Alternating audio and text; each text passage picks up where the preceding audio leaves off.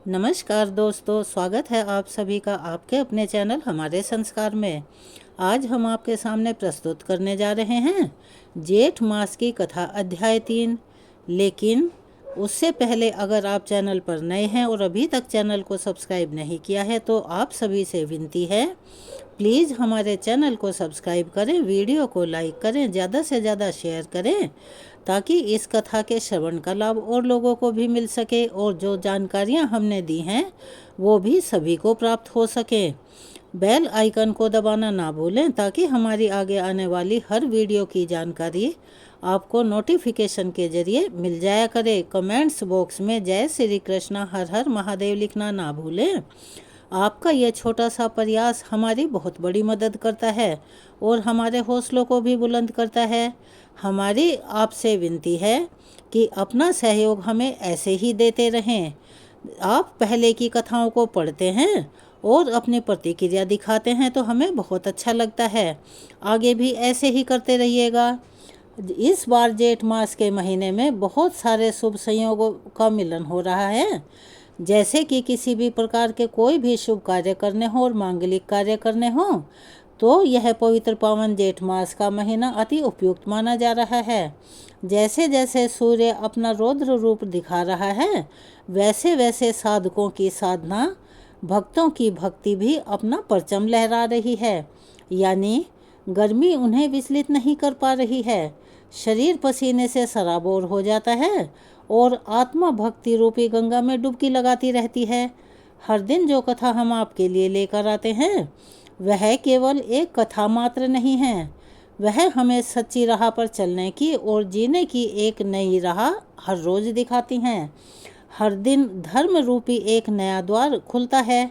हम नित्य की तरह हाथ जोड़कर शीश नवाकर जेठ मास में पूजे जाने वाले सभी देवताओं से क्षमा प्रार्थना करते हैं कि हमारे द्वारा हमारी मनसा वाचा कर्मणा से अगर कोई भी भूलवश भी भूल हो जाए, चाहे वह जाने अनजाने में हो, उसके लिए हमें क्षमा करें।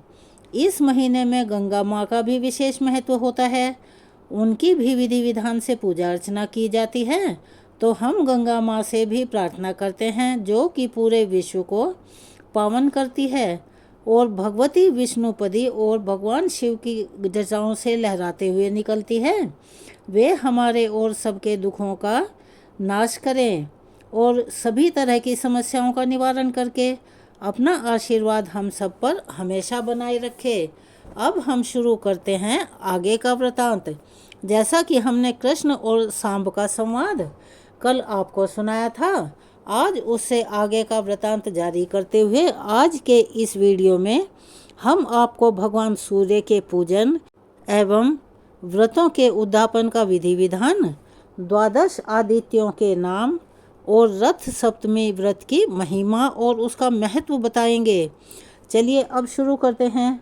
भगवान श्री कृष्ण ने कहा, सांब, अब मैं सूर्य के विशिष्ट अवसरों पर होने वाले व्रत, उत्सव एवं पूजन की विधियों का वर्णन करता हूँ। ध्यानपूर्वक सुनो। किसी मास के शुक्ल पक्ष की सप्तमी, ग्रहण या संक्रांति के एक दिन पूर्व एक बार हविष्यान्न का भोजन करने के बाद सायंकाल के समय भली भांति आचमन आदि करके अरुण देव को प्रणाम करना चाहिए तथा सभी इंद्रियों को संयत कर यानी संयम में रखकर भगवान सूर्य का ध्यान कर रात्रि में जमीन पर कुश की शैया पर शयन करना चाहिए।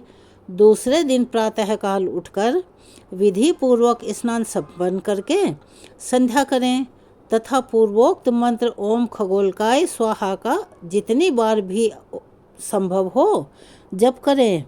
सूर्य भगवान की पूजा करें। अग्नि को सूर्य ताप के रूप में समझकर वेदी बनाएं और संक्षेप में हवन तथा तर्पण करें। गायत्री मंत्र से प्रोक्षण कर पूर्वाग्र और उत्तराग्र कुशा बिछाएं। उसके बाद पूजा में इस्तेमाल होने वाले सभी पात्रों का शोधन कर दो। कुशाओं को प्रादेश मात्र की एक पवित्री बनाएं। उस पवित्री से सभी वस्तुओं का प्रोक्षण करें। घी को अग्नि पर रखकर पिघला लें। उत्तर की ओर पात्र में उसे रख दें। उसके पश्चात जलते हुए उल्मुख से पर्याग्निकरण करते हुए घी का 3 बार उत्पोलन करें, यानी कि उसकी आहुति दें। श्रुवा आदि का कुशों के द्वारा परिमार्जन और संप्रोक्षण करके अग्नि में सूर्य देव की पूजा करें और दाहिने हाथ में श्रुवा ग्रहण कर मूल मंत्र से हवन करें। मनोयोग पूर्वक मौन धारण कर सभी क्रियाएं संपन्न करनी चाहिए। पूर्णाहुति के पश्चात तर्पण करें। उसके बाद ब्राह्मणों को उत्तम भोजन कराना चाहिए, जैसी भी आपकी क्षमता हो, और यथाशक्ति उनको दक्षिणा भी अवश्य ही देनी चाहिए, क्योंकि कोई भी पूजा पाठ या दान या व्रत वगैरह बिना दक्षिणा के पूर्ण नहीं माना जाता। ऐसा करने से मनोवांछित फलों की प्राप्ति होती है। और माघ मास की सप्तमी को वरुण नामक सूर्य की पूजा करें। इसी प्रकार क्रमशः फाल्गुन में सूर्य, चैत्र में बैसाख, बैसाख में धाता, ज्येष्ठ में इंद्र, आषाढ़ में रवि, श्रावण में नभ, भाद्रपद में यम, आश्विन में पर्जन्य, कार्तिक में त्वष्टा, मार्गशीर्ष में मित्र तथा पौष मास में विष्णु नामक सूर्य का अर्चन करें। हर महीने के हिसाब से सूर्य के अलग अलग नामों की विधि विधान से पूजा अर्चना की जाती है। इस विधि से 12 मास में अलग अलग नामों से भगवान सूर्य की पूजा विधि विधान के साथ करनी चाहिए। इस प्रकार श्रद्धा भक्ति पूर्वक एक दिन पूजा करने से वर्ष पर्यंत की गई पूजा का फल प्राप्त हो जाता है। यानी अगर आप साल भर कोई पूजा ना कर पा रहे हों या किसी कारणवश ना कर पाए हों, तो एक दिन की पूजा से ही पूरे साल का पूजा का फल प्राप्त हो जाता है। उपर्युक्त विधि से 1 वर्ष तक व्रत कर रत्न जटित सुवर्ण का एक रथ बनवाएं और उसमें 7 घोड़े बनवाएं। रथ के मध्य में सोने के कमल के ऊपर रत्नों के आभूषणों से अलंकृत सूर्य नारायण की सोने की मूर्ति स्थापित करें। रथ के आगे उनके सारथी को बैठाएं। उसके बाद 12 ब्राह्मणों में 12 महीनों के सूर्यों की भावना कर 13वें मुख्य आचार्य को साक्षात सूर्य नारायण समझकर उनकी भी विधि विधान से पूजा करें तथा उन्हें रथ, छत्र, भूमि, गौ आदि समर्पित करें। इसी प्रकार रत्नों के आभूषण, वस्त्र, दक्षिणा और एक एक घोड़ा उन 12 ब्राह्मणों को भी दें तथा हाथ जोड़कर उनसे ऐसी प्रार्थना करें कि हे ब्राह्मण देवताओं, इस सूर्य व्रत के उद्यापन करने के बाद यदि असमर्थतावश कभी सूर्य व्रत में ना कर सकूं, तो मुझे इसका दोष न लगे। ब्राह्मणों के साथ आचार्य भी एवमस्तु ऐसा कहकर यजमान को आशीर्वाद दें और कहें, सूर्य भगवान तुम पर प्रसन्न हो। जिस मनोरथ की पूर्ति के लिए तुमने यह व्रत किया है और सूर्य भगवान की पूजा की है, वह तुम्हारा मनोरथ शीघ्र ही सिद्ध हो जाए और भगवान सूर्य उसे पूरा करें। अब किसी कारणवश यदि तुम व्रत ना कर पाओ, तो व्रत नहीं करने पर भी तुम्हें व्रत ना करने का दोष नहीं लगेगा। इस प्रकार आशीर्वाद प्राप्त करके दीनों, अंधों तथा अनाथों को यथाशक्ति भोजन कराएं और ब्राह्मणों को भोजन कराकर दक्षिणा देकर व्रत की समाप्ति करें।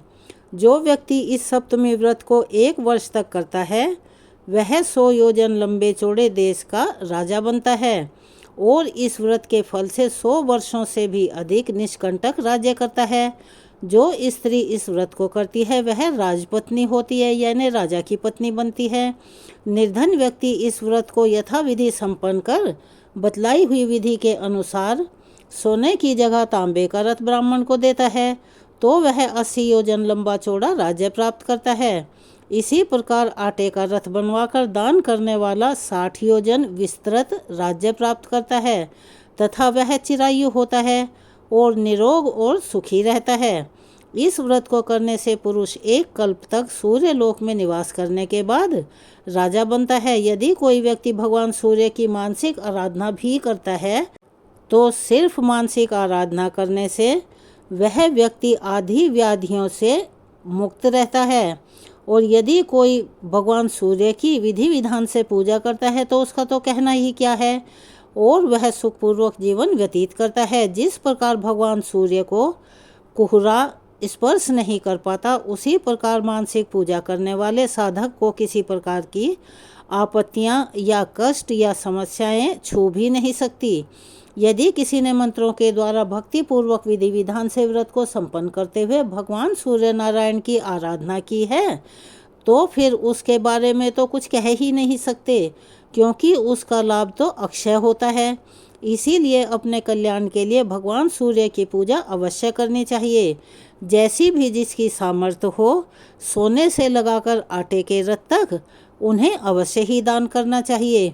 कभी भी दान इतना नहीं करना चाहिए कि दान करने के बाद उन्हें खुद किसी से दान लेने की या भीख मांगने की नौबत आ जाए। हे पुत्र, सूर्य नारायण ने इस विधि विधान को स्वयं अपने मुख से मुझसे कहा था। आज तक उसे गुप्त रखकर पहली बार मैंने तुम्हारे सामने कहा है। मैंने इसी व्रत के प्रभाव से हजारों पुत्र और पोत्रों को प्राप्त किया है, यानी कि मेरी वंशावली निरंतर बढ़ती रही है।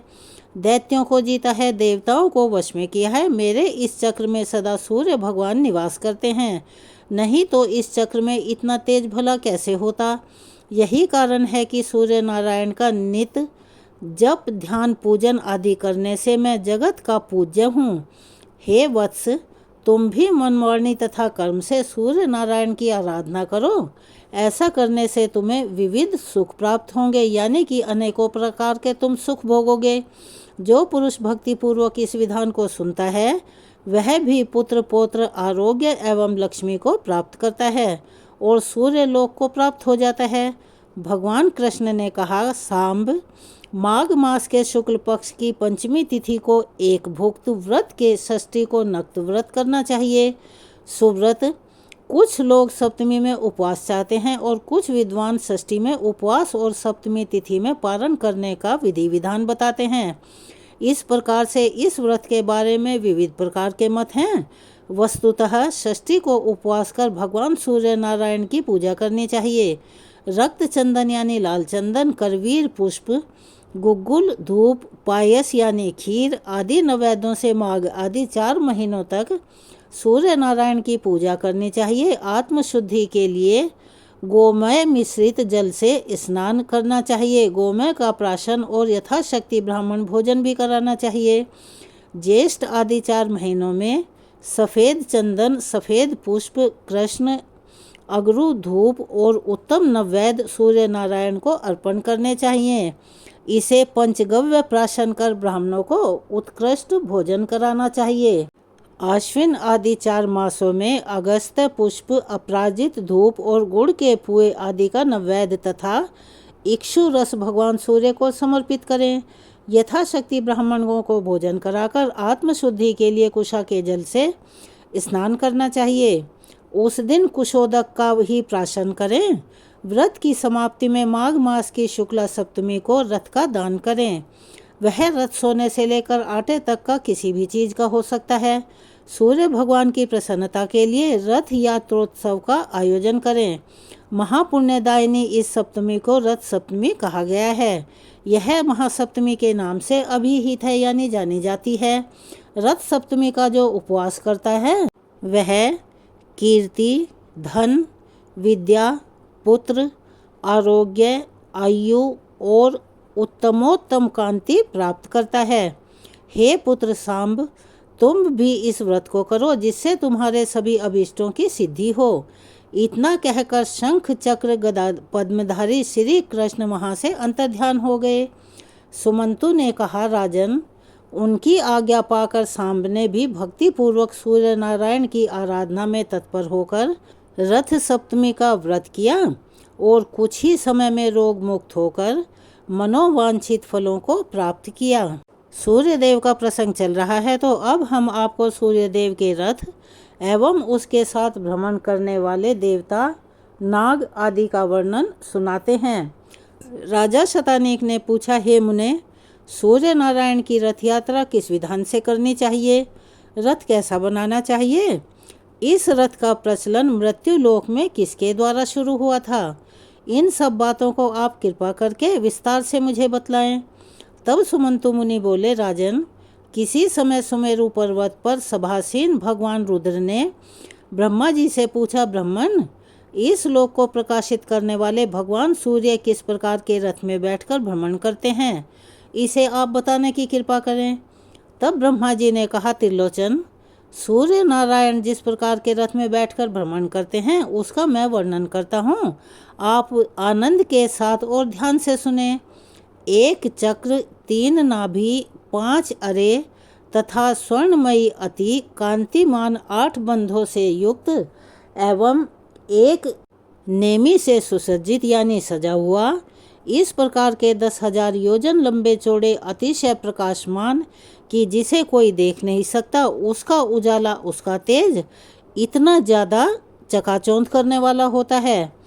उस स्वर्ण रथ में विराजमान भगवान सूर्य विचरण करते रहते हैं। रथ के उपस्थ में ईशा दंड 3 गुना अधिक हैं। यहीं उनके सारथी अरुण बैठते हैं। इसके रथ का जुआ सोने का बना हुआ है। रथ में वायु के समान वेगवान छंद रूपी 7 घोड़े जुते रहते हैं। संवत्सर में जितने अवयव होते हैं वे ही रथ के अंग हैं। तीनों काल चक्र की 3 नाभियां हैं। 5 ऋतुएं अरे हैं। 6ठी ऋतु नेमी है। दक्षिण और उत्तर ये 2 अयन रथ के दोनों भाग हैं।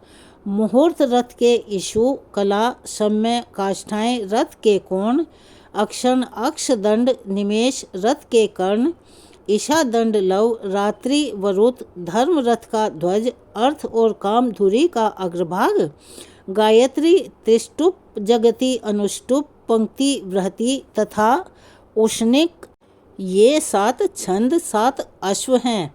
धुरी पर चक्र घूमता है। इस प्रकार के रथ में बैठकर भगवान सूर्य निरंतर आकाश में भ्रमण करते रहते हैं। देव, ऋषि, गंधर्व, अप्सरा, नाग, ग्रामणी और राक्षस सूर्य के रथ के साथ साथ घूमते रहते हैं और 2-2 मासों के बाद इनमें परिवर्तन हो जाता है यानी बदल जाते हैं। धाता और अयरमा ये 2 आदित्य, पुलसत्य तथा पुलह नामक 2 ऋषि, खंडक, वासुकी नामक 2 नाग, तुम्ब्रु और नारद ये 2 गंधर्व, कृत स्थला और पुंजिक स्थला ये अप्सराएं, रथ कृतस्त्र तथा रथोजा के ये 2 यक्ष, हेति तथा प्रहेति नाम के 2 राक्षस, ये क्रमशः चैत्र और बैसाख मास में रथ के साथ चला करते हैं। मित्र तथा वरुण नामक 2 आदित्य, अत्रि तथा वशिष्ठ ये 2 ऋषि, तक्षक और अनंत 2 नाग, मेनका तथा सहजन्या ये 2 अप्सराएं, हाहा हुहु 2 गंधर्व, रथ स्वान और रथ चित्र ये 2 यक्ष, पौरुषेय और वध नामक 2 राक्षस क्रमशः ज्येष्ठ तथा आषाढ़ मास में सूर्य रथ के साथ चला करते हैं। श्रावण तथा भाद्रपद में इंद्र तथा विवस्वान नामक 2 आदित्य, अंगिरा तथा भृगु नामक 2 ऋषि, एलार्पण तथा शंखपाल ये 2 नाग, प्रमलोचा और दुंदुका नामक 2 अप्सराएं, भानु और दुर्दुर नामक गंधर्व, सर्प तथा ब्राह्म नामक 2 राक्षस, श्रोत्र तथा आपूरण नाम के 2 यक्ष सूर्य रथ के साथ भ्रमण करते हैं। आश्विन और कार्तिक मास में पर्जन्य और पूषा नाम के 2 आदित्य, भारद्वाज और गौतम नाम के 2 ऋषि, चित्रसेन तथा वसुरिच नाम की 2 गंधर्व, विश्वाची तथा घृताची नामक 2 अप्सराएं, ऐरावत और धनंजय नामक 2 नाग एवं सेनजित तथा सुषेण नामक 2 यक्ष, आप एवं वात नामक 2 राक्षस सूर्य रथ के साथ चलते हैं।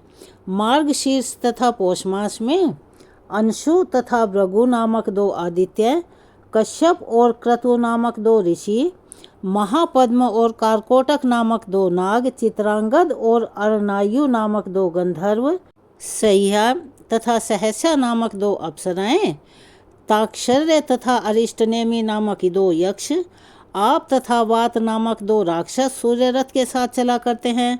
माघ और फाल्गुन मास में क्रमशः पूषा तथा विष्णु नामक 2 आदित्य, जन्मदग्नि और विश्वामित्र नामक 2 ऋषि, काद्रवेय और कमलाश्वतर ये 2 नाग, धृतराष्ट्र तथा सूर्यवर्चा नामक 2 गंधर्व, तिलोत्तमा और रंभा ये 2 अप्सराएं तथा सेनजित और सत्यजित नामक 2 यक्ष, ब्रह्मोपेत तथा यज्ञोपेत नामक 2 राक्षस सूर्य रथ के साथ चला करते हैं।